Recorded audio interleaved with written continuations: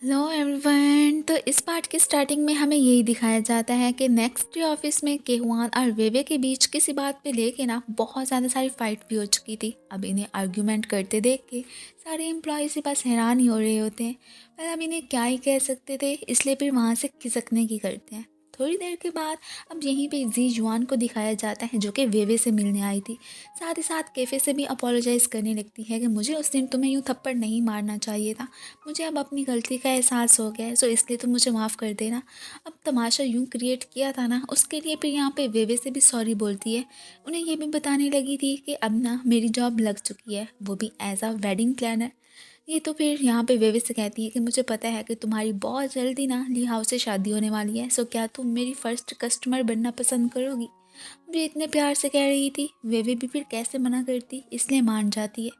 अब ये सारी बातें सुन के वो तो बहुत ज़्यादा खुश हो जाती है एंड देन जल्दी से इसके साथ अपनी एक सेल्फी बनाने लगती है और उसे सोशल मीडिया पे पोस्ट कर देती है एज अ वेडिंग प्लानर मेरी जॉब की फर्स्ट कस्टमर। जिटिंग ने भी के हुआन को कॉल करके इस सारी बात का बता दिया था कि अब तो जी जुआन को ना जॉब मिल चुकी है। ये काफ़ी हैरान तो रहा होता है। अब साथ साथ जैसे ही उसका सोशल मीडिया अकाउंट देखते हैं ना, तो वहाँ पे वेवे के साथ इसकी फ़ोटो देख के ये तो एकदम सरप्राइज रह जाता है। इसे अब यहाँ पे वेवे की फिक्र होने लगी थी कि ज़रूर जी जुआन के उसे अपने कस्टमर बनाने के पीछे ना कोई तो रीज़न ज़रूर ही होने हैं। वेल कहीं वो इसे कोई नुकसान पहुँचाने की कोशिश ना करे। नेक्स्ट सीन में हमें फिर लिहाओ और वेवे को ही दिखाया जाता है। वेवे ने इसे फिर जी जुआन वाली सारी बात का बता दिया था कि उसने अपने लिए न्यू जॉब तलाश कर ली है एज अ वेडिंग प्लानर। खैर उसने मुझसे बात की थी कि वो हमें अपना फर्स्ट क्लाइंट बनाना चाहती है, सो मैंने भी मना नहीं किया।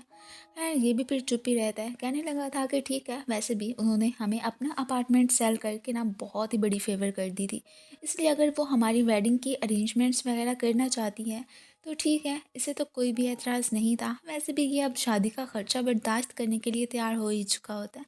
अभी फ़िलहाल के लिए इससे बातें कर ही रहा था कि तभी अचानक इसे मेज़ी की कॉल आ जाती है, जो कि इसे अपने पास ही बुला रही थी।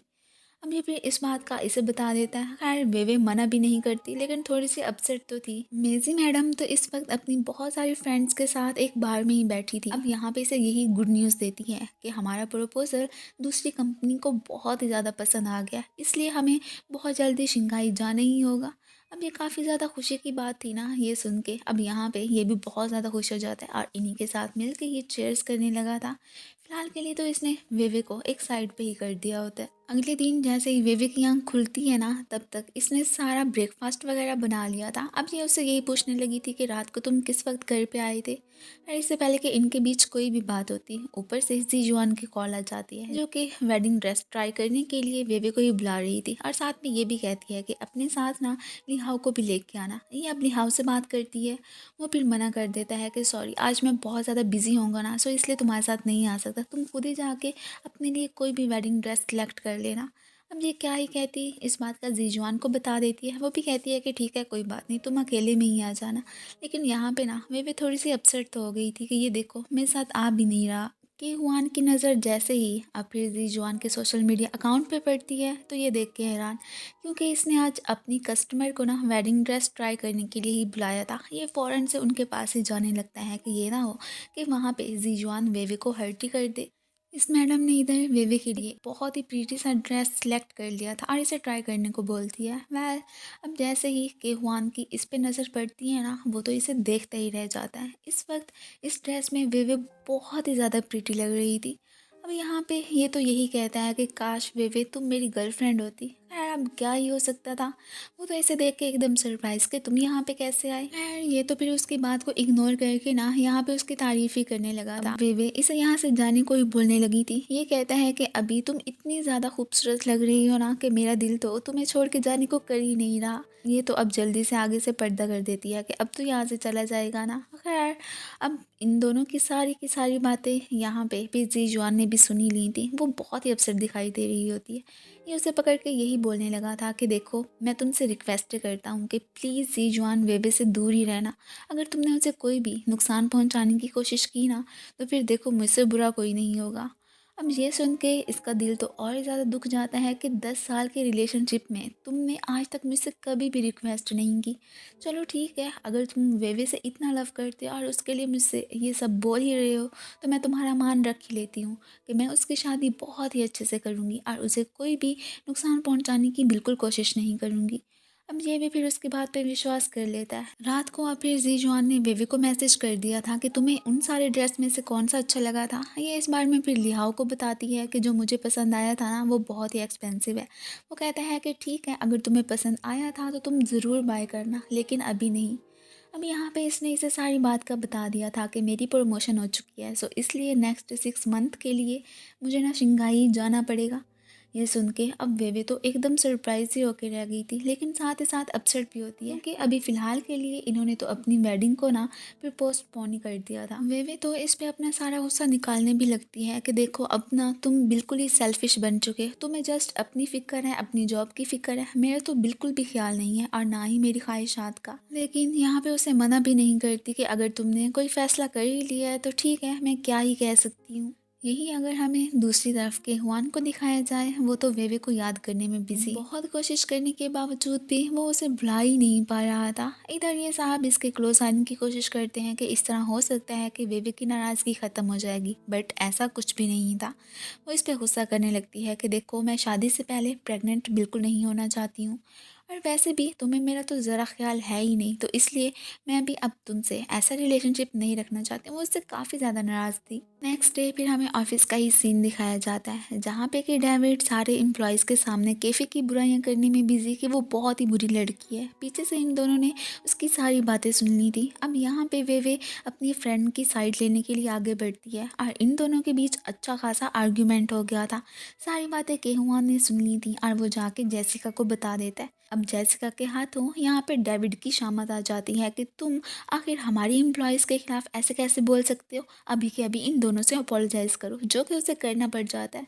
ये देख के अब यहाँ पे वेवी और कैफे दोनों ही बहुत ज़्यादा खुश हो जाती हैं। जेसिका ने फिर एक मीटिंग का अरेंज करके ना यहाँ पे फिर वेवे को वन की पार्टनर ही बना दिया था। ये सुन के ये बेचारी हैरान हो जाती है। खैर जेसिका को क्या ही कहती। नेक्स्ट फिर हमें इस रेस्टोरेंट में ही बैठे दिखाया जाता है। बाकी इसकी जो शादी डिले हो चुकी थी, इस सारी बात का इसने यहाँ पे अपनी फ्रेंड कैफ़े को बता दिया था। वो तो ठहरी मुंह फट, जैसे ही केहुआन आता है उसे सारी बात का बता देती है एंड जल्दी से फिर वहाँ से चलती बनती है कि ओके अब मैं इसे कुछ भी नहीं बताऊँगी। खैर केहुआन को तो मौका मिल गया था इसे परस्यू करने का। चलो कि ठीक है, अगर इन दोनों की शादी डिले हो चुकी है तो इस तरह फिर मैं इसके दिल में अपनी जगह और ही बना लूँगा। लेकिन ये तो उसे खुद से दूर रहने को ही बोलने लगी थी।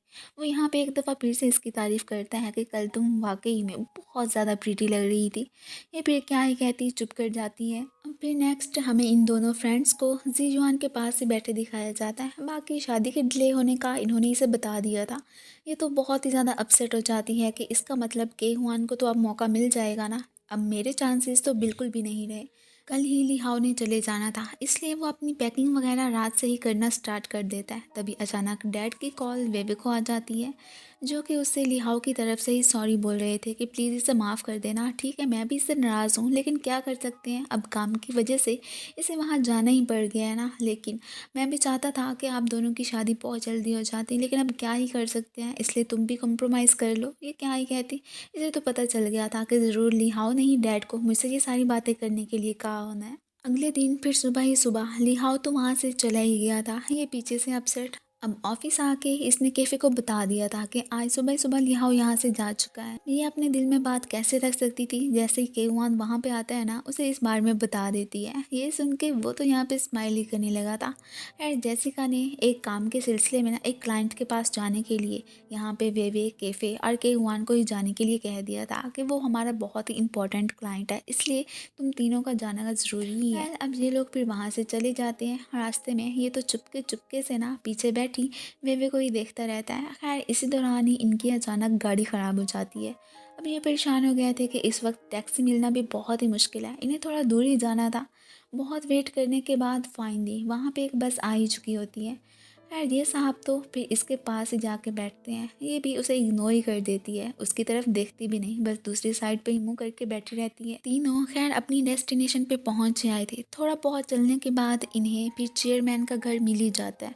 अब वहाँ पे इस वक्त तो फिलहाल कोई भी नहीं था और इस मैडम को जल्दी से वॉशरूम जाना था, इसलिए कैफे एक मुलाजिम से ना वॉशरूम का पूछ के फौरन से एक कमरे में जाने लगती है। तभी अचानक इसकी नज़र एक लड़के पे पड़ती है जो कि शॉवर ले रहा था। ये समझ रही होती है कि शायद ये चेयरमैन ही होगा। अब किसी के आने की आवाज़ सुन के ये बेचारा तो इतना बौखला गया था कि यहीं पे पटाख से नीचे गिरता है। उसके गिरने की आवाज़ सुन के अब जैसे ही कैफे उसे देखने के लिए जाती है, तभी एक शॉप से फिसल के ना उसके ऊपर ही गिरती है। अब इनकी चीखने की आवाज़ें जो कि बाहर बैठे इन दोनों ने भी सुन ली थी। फ़ौरन से उनके पास आते हैं और उन्हें ऐसी हालत में देख के फिर स्माइल ही करने लगे थे। अब हमें पता चलता है कि ये लड़का कोई और नहीं बल्कि डेविड ही है, जो कि इनकी कंपनी में ही जॉब करता है। इन सभी की उससे बिल्कुल नहीं बनती थी, एक दूसरे से हेट करते थे। और अब क्या ही कह सकते हैं, इनका आमना सामना तो हो ही गया। अब ये चेयरमैन का रिलेटिव था ना, इसलिए उनकी जगह पे ना ये उनका वेलकम करने के लिए यहीं पे आया था। अब इन्हें कहता है कि आज रात तो आपको इधर ही स्टे करना पड़ेगा, क्योंकि अभी अभी चेयरमैन की कॉल आई थी कि उनकी फ़्लाइट मिस हो गई है। सो हो सकता है कि वो कल आ जाएंगे। सो आप लोग उनसे मीटिंग करके ही जाना। अब यहाँ पे ये तो सरप्राइज ही थे कि वाओ डेविड, हमने सोचा नहीं था कि तुम इतने ज़्यादा रिच होगे।